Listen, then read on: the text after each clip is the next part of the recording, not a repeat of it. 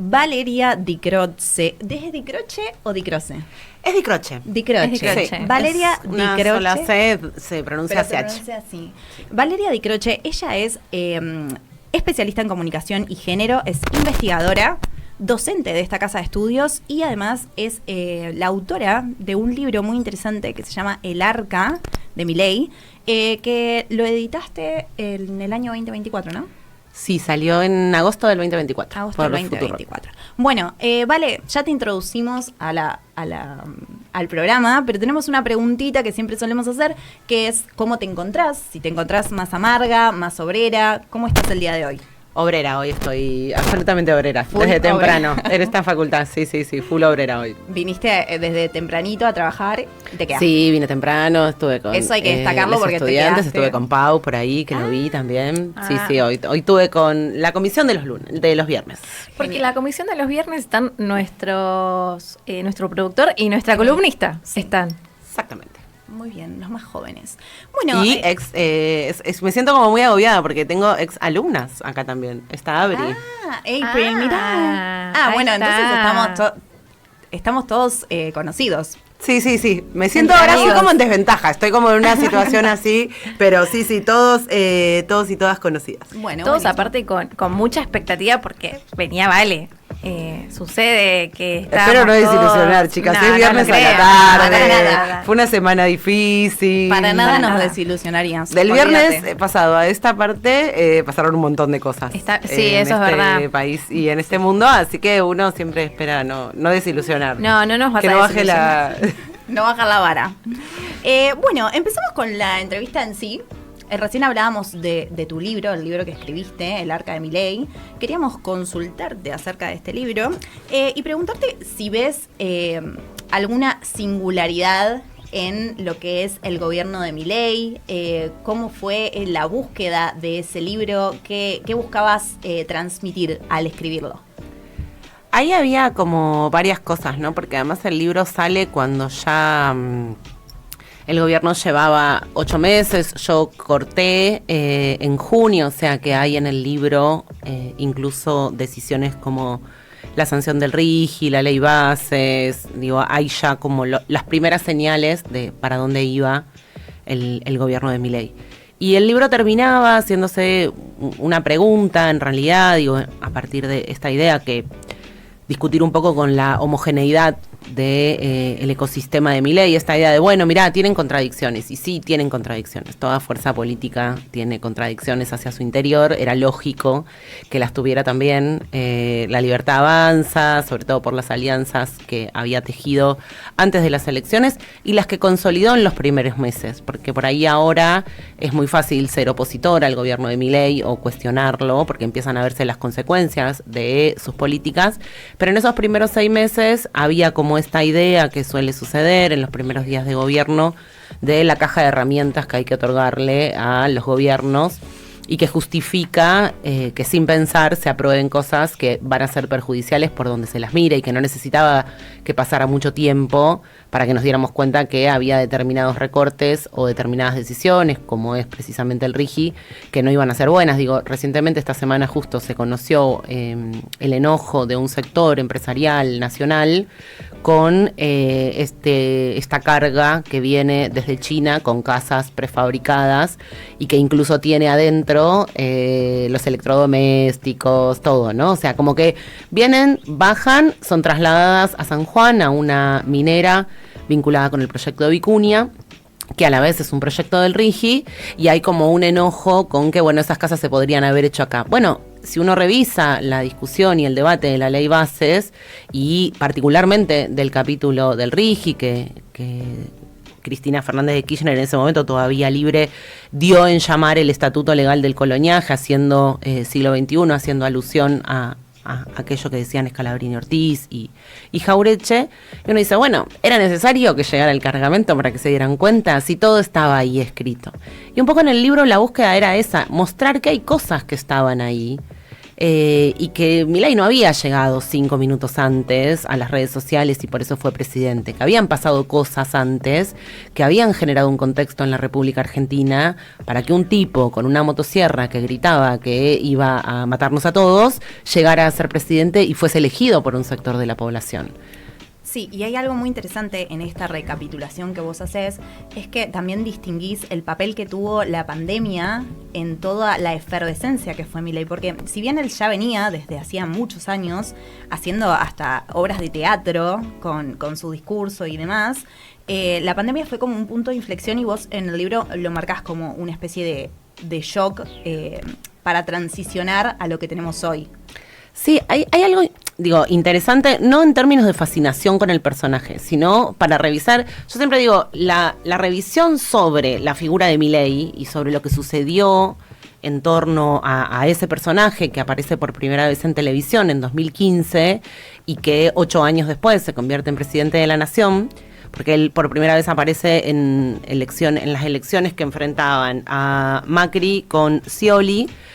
Aparece él en el programa Hora Clave, que son símbolos que uno dice, bueno, es medio tirado de los pelos, decir, justo aparece con Mariano Grondona, que es una persona muy gorila, manifiestamente gorila, que lo ha dicho, que históricamente ha estado en contra de los gobiernos peronistas, pero bueno, había una fascinación ahí entre ellos dos que uno podía ver que dice, bueno, son indicios, son señales, no hay que subestimarlas. A veces hay un gran riesgo en comprar la agenda mediática como lo que sucede y no ser capaz de mirar más allá de lo que los medios están mostrando. Sobre todo, yo siempre lo pienso en esta facultad, ¿no? Esta idea de decir, bueno, ¿qué nos mostraban los medios? Que había una polarización muy profunda entre dos coaliciones de gobierno, una antiperonista, otra con progresismo, peronismo, algunos sectores de la izquierda nacional, del otro lado más menos conservadores y esta idea de que había que ir hacia un centro. Bueno, ese centro nadie lo estaba mirando, ese centro ya no existía porque hacía tiempo que no existía y apareció un Milei y uno dice, bueno, pero ¿de dónde salió? Y no sale ni porque las feministas nos pasamos 4 pueblos, no sale porque simplemente las redes sociales producen candidatos y outsiders, que esa también es una teoría del propio sistema, que si solo compramos eso y no pensamos en cuáles fueron las condiciones materiales, reales, económicas y sociales que aceleraron el proceso, una de ellas fue la pandemia, a veces son respuestas como muy simples a problemas muy complejos, que las venimos arrastrando de hace un montón. Yo en el libro hablo un poco tomando la teoría del shock de Naomi Klein, un libro que salió justo en simultáneo con lo que fue el shock económico de 2008, la crisis de Lehman Brothers, de la subprime en Estados Unidos, que afectó a la economía global y que además permitió que esos fondos de inversión de riesgo, que nosotros aquí conocimos mucho a partir de lo que sucedió con los fondos buitres, o sea, esos fondos especulativos que no producen y generan trabajo, que hoy desde el gobierno, pero también durante el macrismo, se elogiaba, ¿no? Esos fondos de inversión que vienen y compran bonos, especulan, cuando los tienen que vender los venden, cuando tienen que llevar un Estado a una situación de sometimiento lo hacen, o sea, no es una inversión genuina en pos de infraestructura, de generar desarrollo sustentable para los países. Estamos hablando de gente que especula con papelitos sentados en una computadora y son millones y millones y millones de dólares. Entonces, ahí yo pensaba que cuáles habían sido las condiciones previas para que Milei llegara a esa presidencia, y individualmente él empieza escribiendo libros, daba conferencias, trabajaba en universidades, escribía artículos periodísticos, después empieza a ir a la televisión, simultáneamente con el teatro, y crece en redes en simultáneo que hace eso. No hay solo redes en él, hay un ecosistema que se nutre constantemente. Se suele hablar mucho de este factor que Milei ganó porque estaba en TikTok y que, bueno, era como un boom en redes sociales y por eso ganó. En realidad, bueno, vos cuando vas contando todo esto y yo hemos visto varias entrevistas en donde hablas de esto, y es como unís un poco ese Tetris. Y yo cuando lo veía era como decir, ¿cómo pasó esto? Y no nos dimos cuenta y verdaderamente fue la frase que ellos decían, no la ven. No la ven. Bueno, tuve muchos compañeros y compañeras que a medida que leían el libro me escribían y me decían, ¿dónde estábamos? Esa sensación de que todo estaba ahí y no lo estábamos viendo. Bueno, eso también habla de la importancia del pensamiento crítico. Y sirve para pensar este tiempo en donde nos proponen continuamente delegar nuestra capacidad de pensar críticamente en herramientas tecnológicas. Bueno, si nosotros solo hacemos eso, difícilmente la veamos de acá en adelante. Digo, si ya nos cuesta hoy verla porque todo está tan fragmentado, porque no es que la sociedad, como se dice, se fragmenta el pensamiento, se fragmenta la vida cotidiana, se fragmentan nuestros trabajos, se fragmenta nuestra capacidad de pensar integralmente y de relacionar cosas. Entonces, un poco la idea de plantear esos tres shocks, primero el shock económico, que era, se hablaba de una sociedad violenta. Bueno, ¿cuándo empieza la violencia? Cuando se profundiza la desigualdad, y la desigualdad se profundizó a partir de que el gobierno de Mauricio Macri regresa después de 15 años al Fondo Monetario Internacional. Eso genera una caída en el poder adquisitivo de un gran sector de la población, se reducen las políticas de empleo, las políticas que servían para el desarrollo, la obra pública. Bueno, todo lo que generó ese endeudamiento fue muy negativo para la sociedad, pero además le quitó a la política la capacidad transformadora y soberana de tomar decisiones, porque en ese momento tal vez no se le dio importancia porque se redujo toda la discusión a los mercados, a que íbamos a poder volver a tomar deuda, a salir a los mercados, como si alguno de nosotros, seres mortales que habitamos esta tierra y no estamos ni cerca de estar en el número 53.000 de los hombres más ricos del mundo, nos cambiara la vida el mercado. Y nos han logrado convencer, a partir de ese sistema hegemónico, mediático y que genera opinión pública, de que nos cambia la vida salir o no al mercado. Cuando a nosotros no nos cambia la vida eso, nos cambia la vida la política capaz de transformar la vida de la gente. Y esa política solo puede hacerlo si es soberana, si está condicionada en términos económicos, si tiene que cogobernar con un organismo multilateral de crédito que toma decisiones en función de una planilla de Excel y no de la realidad de la población que habita nuestro territorio, difícilmente la política nos transforme la vida. Y la pandemia era como el segundo shock en términos de que se produce una aceleración de un proceso que ya se estaba dando de la digitalización de la vida de las personas, no solo a nivel local, sino a nivel global, y de cómo ese aislamiento también nos imposibilitó encontrarnos y dar discusiones que deberíamos haber dado y que no las pudimos dar, y caló muy profundo a partir de las pantallas y de estas plataformas la idea de que nos habían quitado la libertad. Sin embargo, se estaba preservando la vida. Entonces, a veces uno dice, bueno, qué absurdo estar discutiendo que no podemos salir a la calle si lo que está en juego es la vida de las personas. Y en todo caso, resolver en términos comunitarios qué sucedía con la salud de las personas. Y tal vez ese condicionamiento no permitió que siguiéramos hablando, o sea, no solo no salimos mejores, sino que salimos peores, y además no abordamos la pandemia en profundidad el día después. ¿Cuáles fueron las consecuencias con los pibes? ¿Cuáles fueron las consecuencias con los adultos mayores? ¿Qué pasó con esas personas que no tenían por ahí una red familiar o de amistades que los acompañaran? ¿Qué pasó con las personas que no estaban conectadas en ese momento? Y sobre todo, ¿cuál fue el impacto en nuestras juventudes y en nuestras infancias? Y cómo acompañamos el proceso del regreso a la sociabilización de muchos de esos pibes y pibas que además estaban hacinados, porque uno a veces piensa la pandemia desde su propia experiencia individual. Y a nosotros nos pasó el año pasado, incluso en la cursada, que hablamos de, bueno, cómo cada uno había vivido la pandemia. Y es un tema del que no se habla y fue un tema muy traumático. O sea, estaba en juego la vida. Ninguno de nosotros no pensó en algún momento de la pandemia el riesgo que corría. Y sin embargo eso quedó como encerrado en una parte de nuestras historias y no volvimos a hablar de eso. Y es muy sano hablar de los traumas, porque estamos hablando de 150.000 personas que fallecieron en la República Argentina. Eso es un trauma muy grande porque son familias, porque son amigos, porque son seres queridos, de muchas personas con las que convivimos y que tal vez se enojaron y no tuvieron una contención. Entonces, esa asociación directa que existió entre el que se oponía a las medidas de cuidado y enseguida se lo catalogaba, se lo etiquetaba como alguien que era antivacunas, que era opositor al gobierno. Bueno, no, ahí había de todo. Y en ese desmalezar aparecía Milei construyendo algo muy particular, como su llegada a la Villa 31, cuando él dialoga con vecinos y vecinas en plena pandemia, y había personas que le estaban diciendo que la forma de supervivencia que habían tenido eran los consejos que él les había dado para generar ganancias de dinero en las plataformas como Mercado Libre, por ejemplo.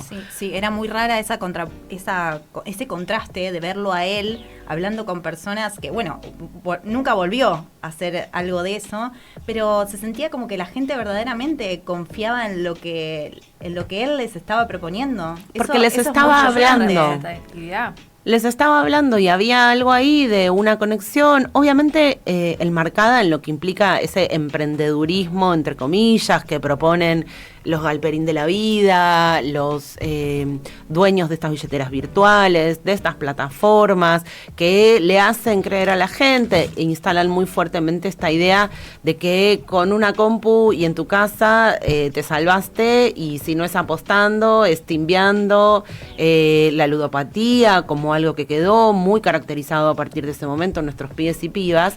Pero vuelvo a lo mismo, eso está asociado también a la degradación de la vida económica, porque aquellos pibes y pibas que no pasan tiempo con sus viejos o con sus viejas porque están trabajando todo el día, que los ven un ratito y que por ahí lo que ven esos pibes es que a pesar de todo el esfuerzo que sus viejos o sus familiares hacen, no llegan a fin de mes, y ellos observan todo el tiempo en plataformas pibes que ficcionalizan esas vidas millonarias en donde les hacen creer que apostando en plataformas, en esos casinos virtuales, en deportes, van a obtener, y tal vez a veces pasa circunstancialmente, que una de esas experiencias es conocida o sucedió. Es como ganar la lotería también, ¿no? No conoces a ninguno que la haya pegado y se haya salvado, pero todos quieren ser ese que se salvó.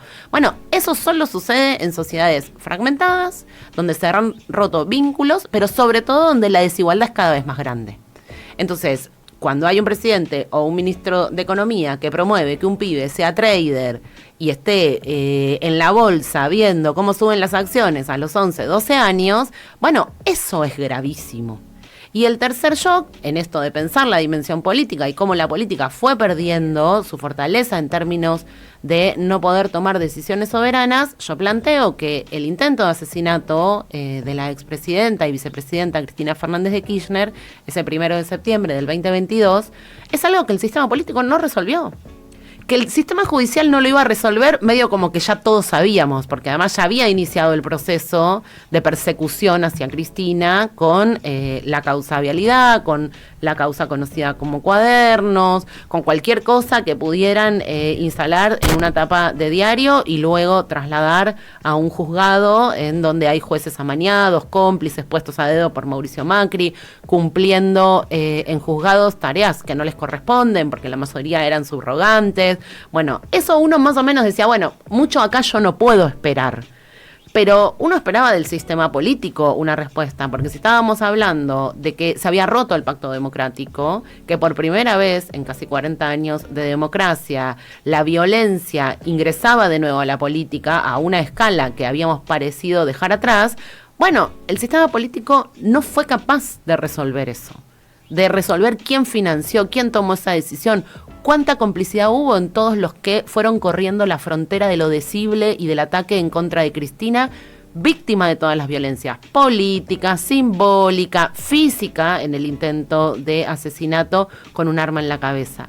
Ese es el contexto en donde aparece Milei. Si no somos capaces de revisar cómo llegamos hasta ese diciembre del 2023, va a ser muy difícil también cómo solucionarlo, porque se piden muchas soluciones, ¿no? Viste que te dicen, bueno, hablemos del futuro, ¿qué vamos a hacer en el futuro? Bueno, ¿somos capaces de comprender lo complejo y lo profundo del problema que existe hoy en el presente? Si no somos capaces de eso, y si no somos capaces de ver cómo se solucionaron los problemas en otros momentos, va a ser muy difícil pensar e imaginar un futuro, porque vamos a volver a desilusionar a la gente. Si le decimos que esto se resuelve con que gane otro. Esto no se resuelve, y tampoco se resuelve con que se vaya Milei.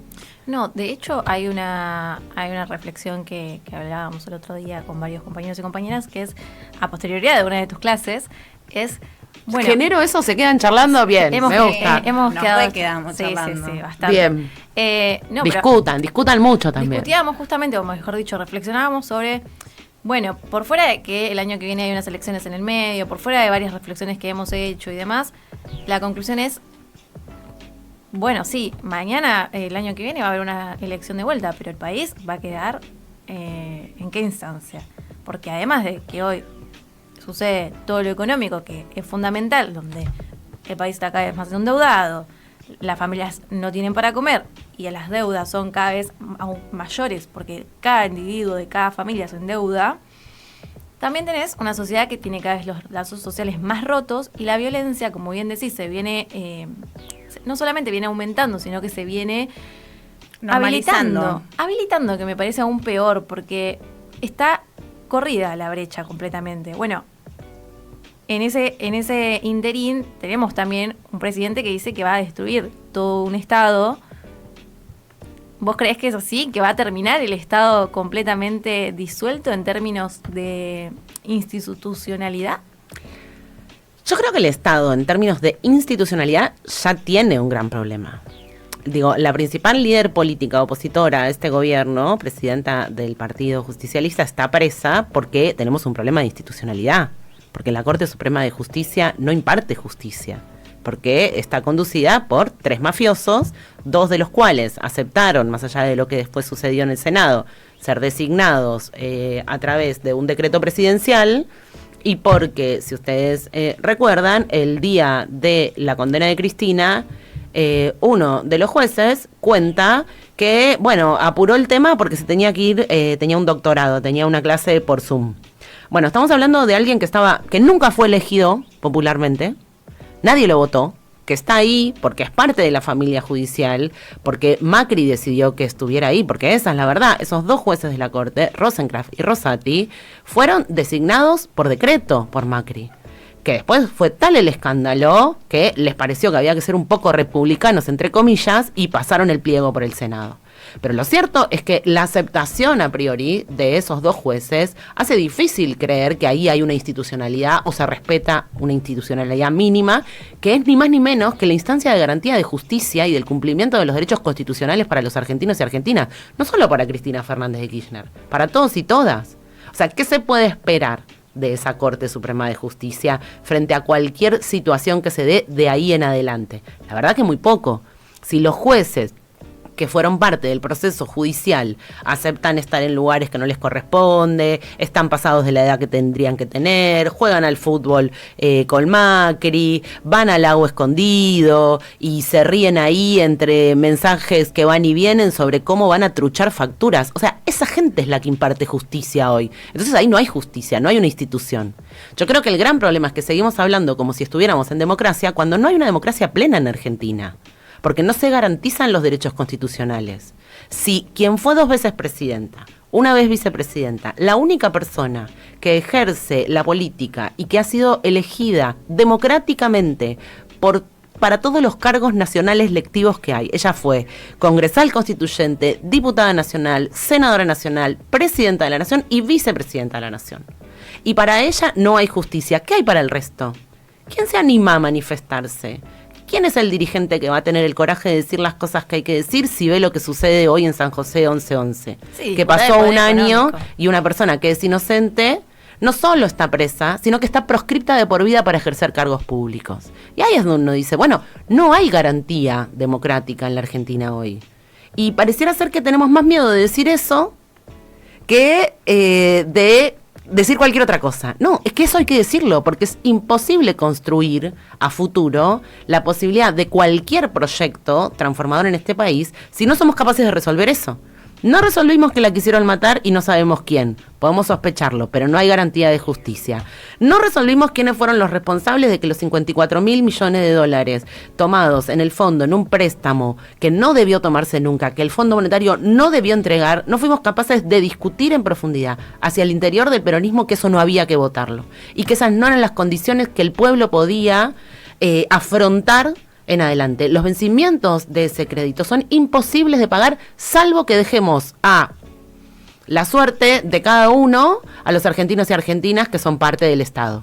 Bueno, hay una discusión profunda, incómoda, muy incómoda. ¿Qué hacemos con aquellos que votaron el RIGI y ahora se dan cuenta que el RIGI no servía? Se dijo que el RIGI no servía, y lo dijo la persona que hoy está presa, y los diputados y senadores que fueron capaces de votar en contra de ese estatuto legal del coloniaje, que lo que dice es que aquellos empresarios, fíjense que no hay ningún proyecto nuevo.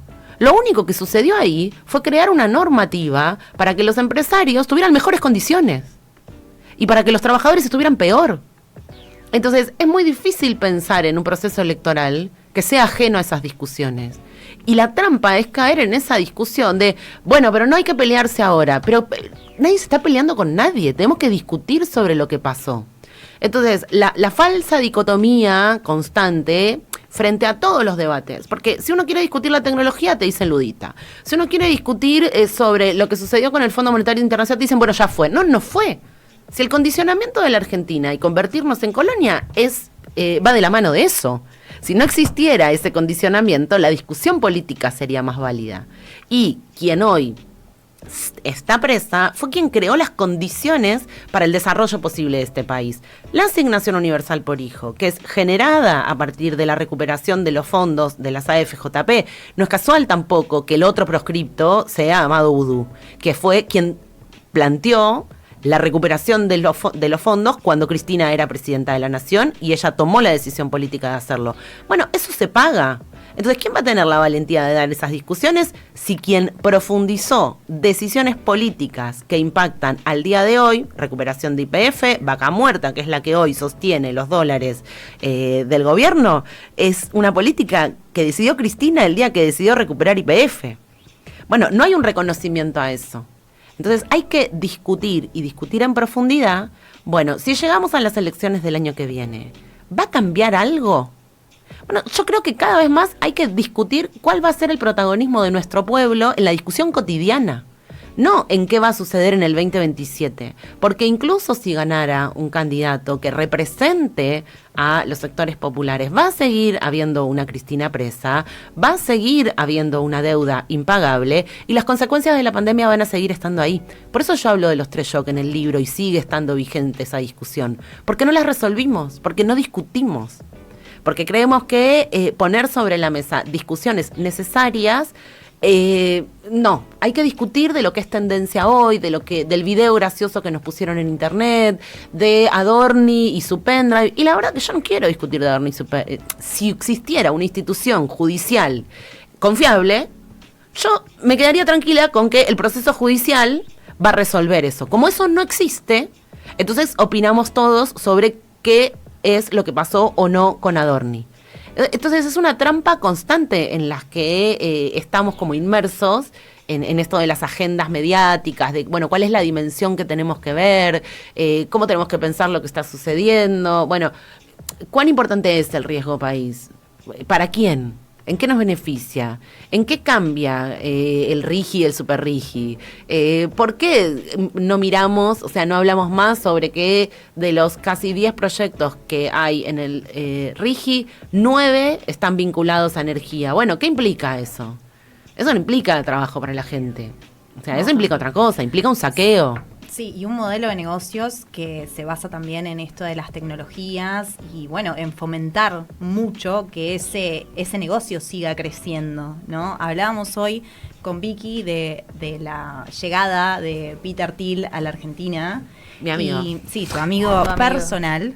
Y recién mientras hablabas que decías lo de que nos confrontan como que si fuéramos ludistas, ¿no? ¿A vos te gusta identificarte con Sarah Connor? Sí, yo prefiero ese lugar. En la historia prefiero ese lugar. Sí, la verdad que estamos de acuerdo. Pero bueno, más allá de todo esto, queríamos saber qué opinión te merece esta conexión que surge ahora tan de repente, que llega hasta que Peter Thiel se muda a la Argentina, porque ahora está viviendo acá, instalado. Y se juntó con un dirigente periodista. Sí, el cual no está dando entiendo por lo que días. publicó La Nación que Juan Grabois lo visitó en su casa. Digo, me parece que ahí yo soy muy prudente. Me gustaría que Juan contara los motivos que lo llevaron a reunirse. En su momento él contó cuáles fueron los motivos que lo llevaron a reunirse también con Steve Bannon y ir a su casa en los Estados Unidos. Yo sé lo que haría yo no me juntaría, yo no tengo nada que hablar con una persona que es cómplice del genocidio en Gaza. No, digo, son esas situaciones en donde dice, bueno, está bien ir a hablar, digo, no estoy comparando lo que sucedió con Juan y con Til, pero digo, es como aquellos que querían justificar las entrevistas a Videla en la cárcel. Bueno, no sé, ya lo juzgó la justicia, uno sabe lo que hicieron. A mí me parece que nada bueno puede salir de una conversación de Til, pero esa es la opinión que yo tengo. Desconozco cómo fue el encuentro de Juan con Til y no voy a ser yo quien juzgue algo que no conozco, porque sería entrar en esa lógica que proponen también las plataformas, que es opinemos de aquello que no sabemos. Me parece que merece Juan poder explicar él los motivos por los que se juntó. Yo sé lo que yo no haría. Yo no me reuniría con una persona cuya tecnología sirve para la guerra en Ucrania, sirve para la guerra en Medio Oriente, sirve para asesinar personas, sirve para deportar migrantes, sirve para controlar, manipular y vigilar a la población. Entonces sé que con esa persona no tengo nada que me pueda permitir. Digo, yo quiero que esas personas paguen impuestos, quiero que esas personas dejen de hacer uso de la tecnología militar para vigilar y manipular personas, quiero que esas personas no se vean cómodas en mi país, porque la verdad que no me interesa, porque si esas personas se sienten cómodas y Cristina está presa, a mí me genera mucho ruido. Entonces, un poco también uno tiene que contextualizar.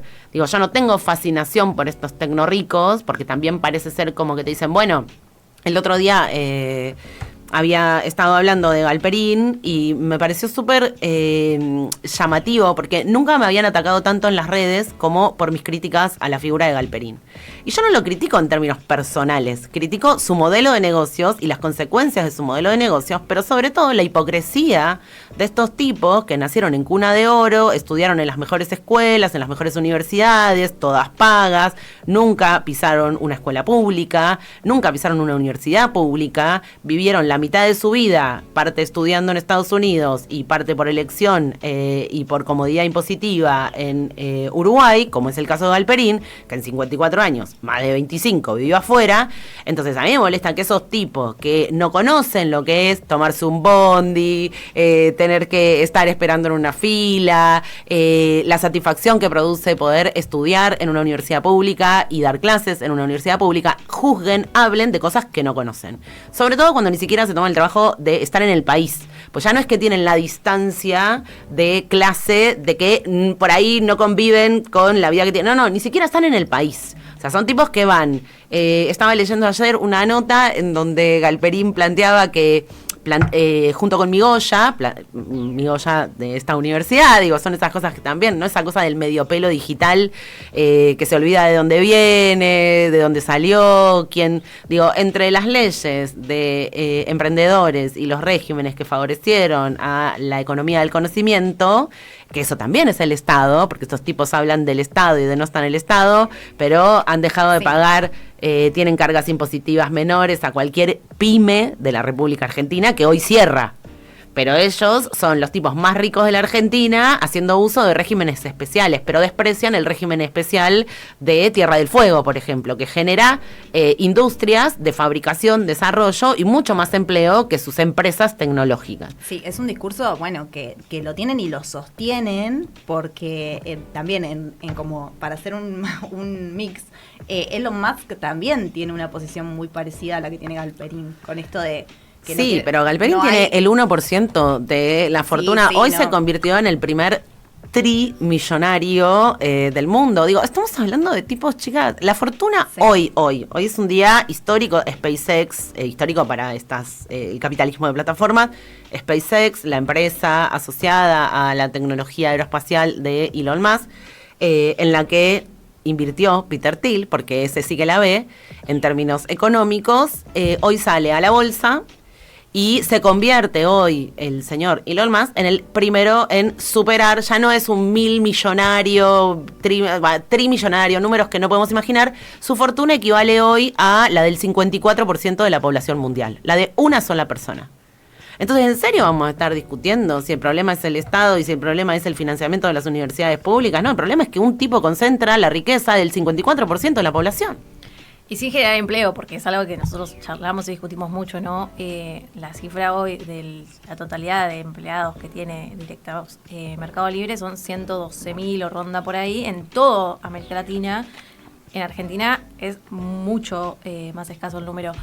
Ante eso, ¿vos qué crees, Vale? ¿Qué regulaciones estatales podrían existir para que estas empresas tan inmensas generen más empleo en vez de más escasez de ellos? Es que no van a generar más empleo, porque su modelo de negocios implica necesariamente una mayor productividad de la mano de tecnologías que aceleran los procesos productivos y descartan personas.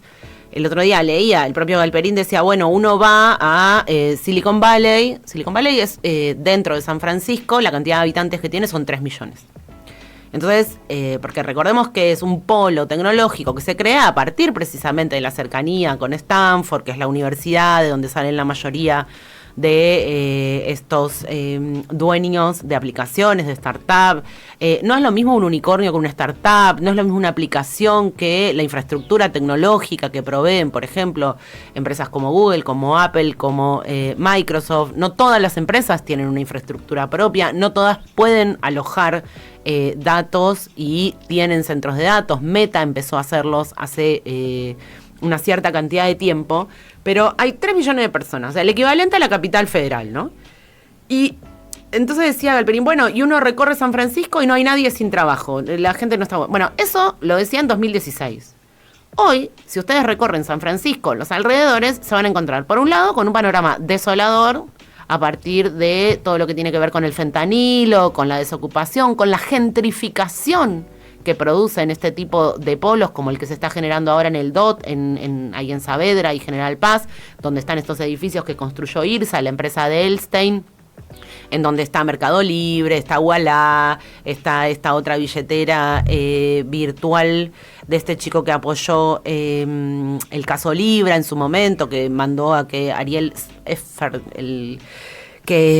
¿cómo se llama la otra billetera? Está Ualá, está Mercado Libre, y hay una tercera que ya me va a salir. Binance o algo así, ¿no? No. Ay, ¿cómo se llama?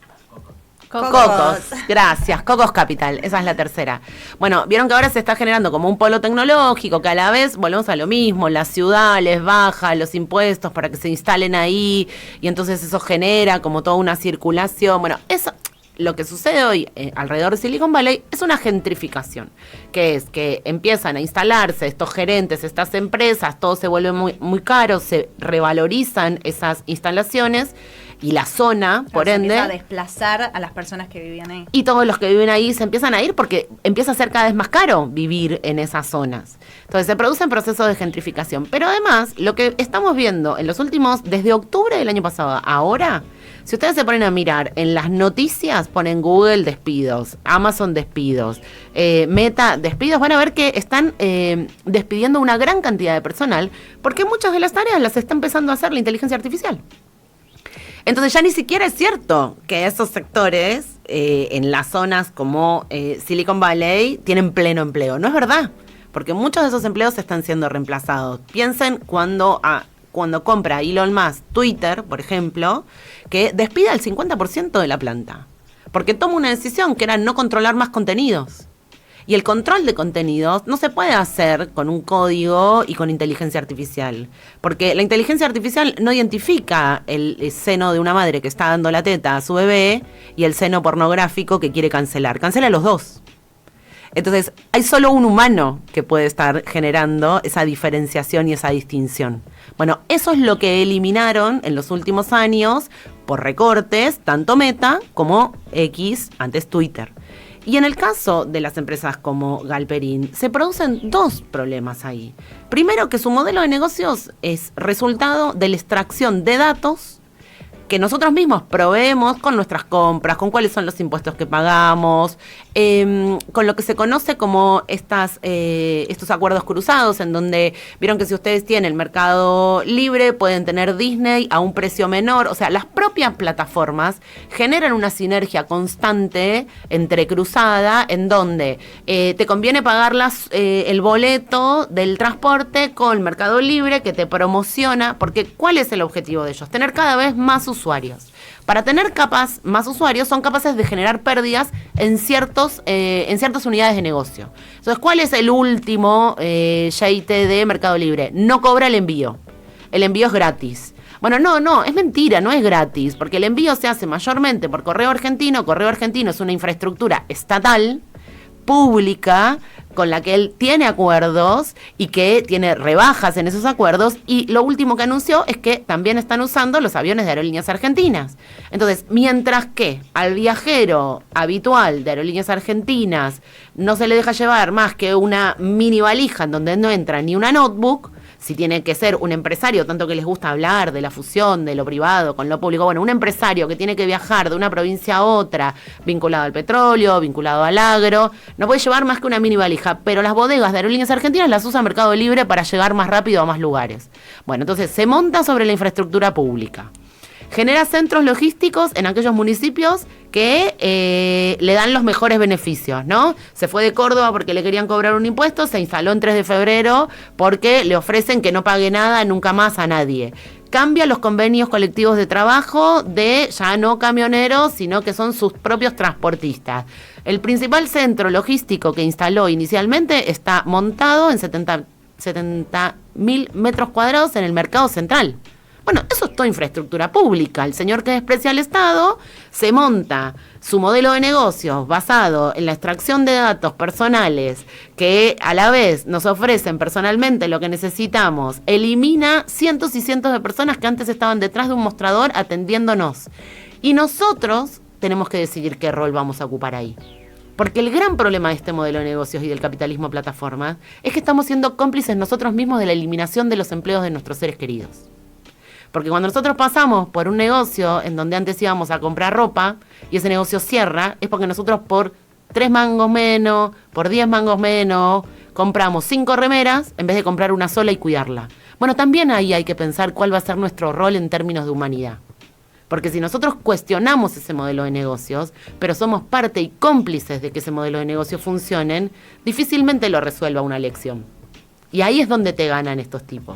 Porque es cierto que la herramienta que te están dando es genial para un montón de gente que no accede al empleo formal. Pero entonces discutamos empleo formal que permita bancarizarse a un montón de personas y exijámosles a los bancos que si quieren seguir siendo parte privilegiada del sistema financiero, generen billeteras y créditos y acceso al crédito en condiciones mejores que lo que está haciendo hoy Mercado Libre, que genera que un 27% de la población argentina está endeudada y que de ese 27% el sector mayor son jóvenes de 16 a 29 años que no acceden a crédito formal. Entonces un tipo como Galperín, que apoyó la reforma laboral, que pidió por la profundización de esa misma reforma laboral que había salido, empieza a decir todo el tiempo que el problema para generar empleo es que no hay una reforma laboral. Llega la reforma laboral y lo único que tiene por ofrecerle a esos pibes y pibas desempleados o con trabajo flexibilizado es créditos a tasas usureras. Bueno, no, yo no confío en esa persona. Prefiero seguir confiando en la política y en la posibilidad de revertir las cosas transformando las condiciones que hoy existen. Pero eso va a requerir mucho de nosotros. No va a haber forma, si no cambiamos entre todos nuestras conductas y generamos consensos para decir, no es que estamos en contra de las billeteras virtuales. La verdad que sí, es muy cómodo no andar con la billetera, con las tarjetas, resolver, saber que te avisa. Digo, hay cosas que son comodísimas. Bueno, lo que hay que pensar es cuál es el costo de eso. Porque es la discusión de siempre. O sea, está bien, te resuelve. Tenemos todo acá. La radio, la aplicación para mirar tele, bueno. ¿Cuántas radios se dejaron de hacer? ¿Cuántos empleos implica? ¿Nos despertamos con esto porque la alarma está acá? Bueno, ¿quién ya no tiene despertador? Un montón de personas. ¿Qué pasó con las personas que construían despertadores? Porque es mentira que se reconvierte en la industria. Son personas que se quedan afuera del sistema y que terminan usando estas aplicaciones para pedir créditos porque no tienen otra forma de acceder al mismo, porque no hay una respuesta del sistema financiero tradicional a esas personas. Entonces, la discusión es súper profunda, sí. Y cuando querés darla te dicen, bueno, pero explícalo cortito, en 1 minuto 20, porque si no, no se entiende. No hay forma de explicarlo en 1 minuto 20. Y ese es el beneficio que tienen estos varones, porque son todos varones, que nos señalan con el dedo que nos pasamos 3 pueblos, pero la verdad es que no nos pasamos 3 pueblos. Estamos solas gritando hace un montón de tiempo que estos tipos, aparte de todo esto que ya conté, encima están destruyendo el planeta. porque, como bien decías, la infraestructura necesaria para el desarrollo de esta tecnología implica necesariamente destruir el planeta. Entonces, ¿es extractivismo o es saqueo? ¿Y es saqueo? ¿Y en qué condiciones? Y mientras tanto, el tipo que tiene y concentra el 54% de la riqueza del mundo en una sola persona, te dice, yo cuando esto se pudra, me subo a uno de estos... y hasta la próxima. Y me voy a Marte.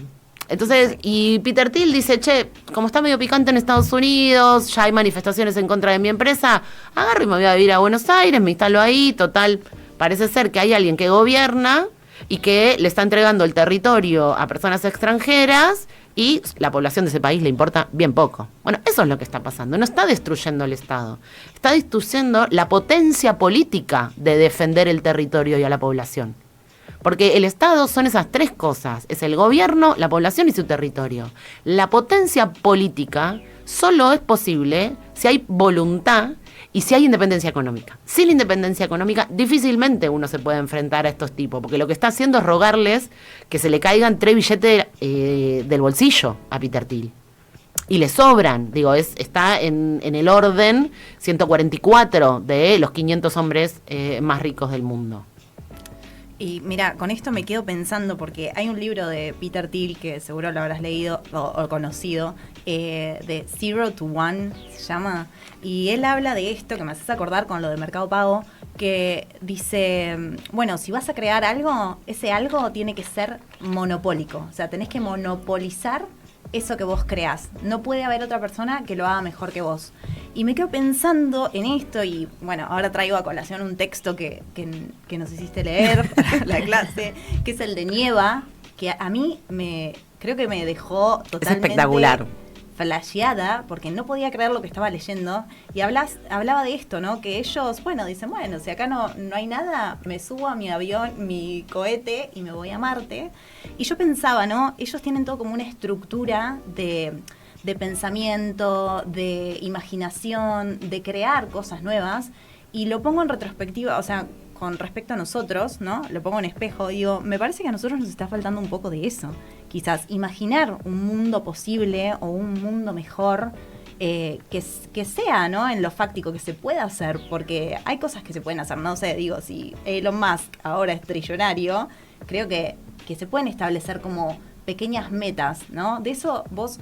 ¿Tenés alguna para que hayas pensado, o no te digo que hagas futurología, pero alguna que nos puedas ahí como deslizar? ¿Cómo combatimos a esta gente, dicen ustedes? Un poquito. Bueno, principalmente uno lo que puede pensar es qué no hacer también, ¿no? Digo, esto de decir, bueno, la verdad que darles el RIGI no sería un buen camino, digo, en términos, pienso en términos de Estado, ¿no? En términos de, bueno, ¿cuál sería el posicionamiento que los Estados deberían tener frente a estas personas? Para empezar, regular. Digo, no caer en esa trampa de, no, estas empresas no deben ser reguladas, porque sí, tienen que ser reguladas por el poder que tienen. Entonces tienen que ser más reguladas que cualquier otra, si quieren. Y entonces ahí empieza la discusión. Bueno, hay que ser inteligente en cómo se plantea la discusión. Si nosotros caemos en la trampa, por eso a veces soy tan hincha con que no confundamos las aplicaciones con las redes, con la infraestructura basada en uso militar. Está toda esa tecnología, pero no es lo mismo una aplicación para pedir comida que una plataforma como Palantir que provee tableros de destrucción masiva y que delega en inteligencia artificial a quien se mata y a quien no. Digo, son cosas diferentes. Entonces uno dice, bueno, a ver, discutamos bien qué está pasando ahí y cuál es la dimensión social que se ve afectada frente a ese fenómeno. Entonces, lo primero que tenemos que hacer es no delegar el pensamiento crítico individual, porque ahí ya tenemos un problema. Si le empezamos a preguntar a la inteligencia artificial, ¿qué nos ponemos? ¿Qué ponemos en la valija cuando viajamos? ¿Qué dice tal texto? Si nos empezamos a privar de la posibilidad de sorprendernos, difícilmente imaginemos un mundo distinto, porque no estamos siendo capaces ni siquiera de habitar este. Y ese es un gran problema. Yo creo que es el principal problema. No podemos imaginar un futuro si no estamos habitando el presente. Y lo cierto es que le estamos delegando nuestro presente a una tecnología que nos resume. No me doy el momento de leer un libro. Le pido a un ente, a un modelo de lenguajes, que todas esas palabras que están ahí me las resuma.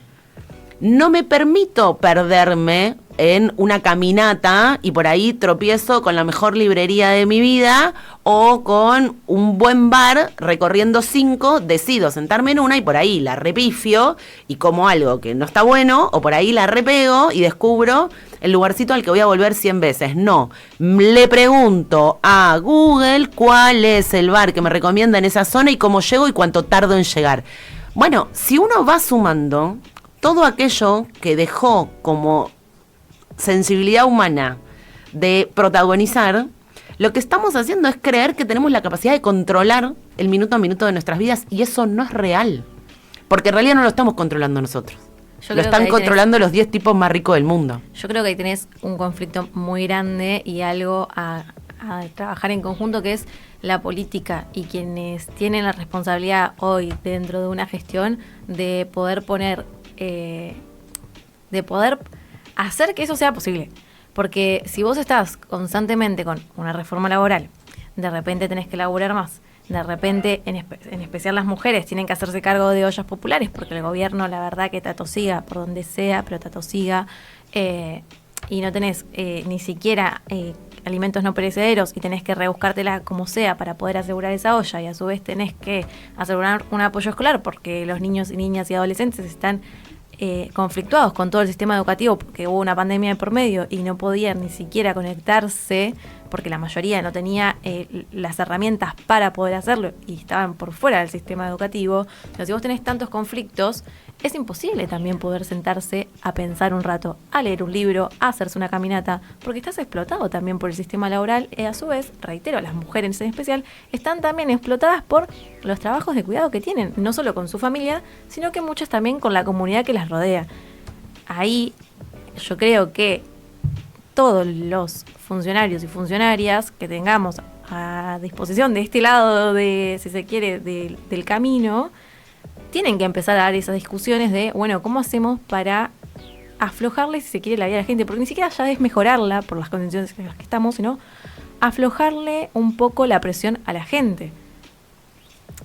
Till, en ese libro que citaban recién, él plantea que el objetivo principal de esas empresas tecnológicas es quitarle potencia a la política. Y es quitarle a la política la posibilidad de imaginar otra realidad y de que la comunidad dejara, a través, además de esa limitación, de confiar en la política y delegara en la tecnología todas sus decisiones. Entonces él decía, en ese momento ya no va a importar nada. Cuando las personas deleguen en la tecnología todas sus decisiones, va a haber para nosotros un gran negocio y la política ya no va a poder hacer nada. Bueno, yo me resisto a creer que Peter Thiel tiene razón y que ya hemos delegado nuestro destino a la inteligencia artificial que proponen estas empresas.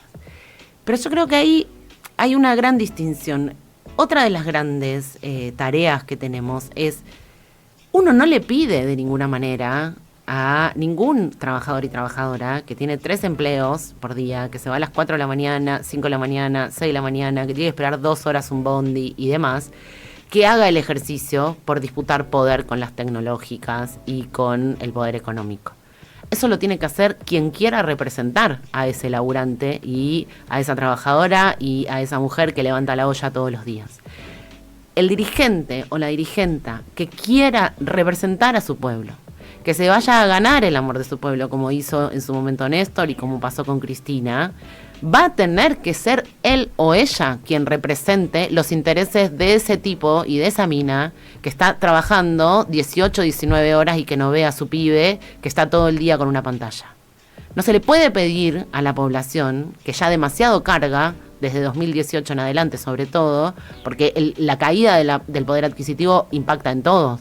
¿Qué le vamos a pedir a los adultos mayores que no llegan siquiera a comprar sus remedios y no llegan a la primera semana del mes? Que se pongan a leer sobre inteligencia artificial y sobre cómo contrarrestar.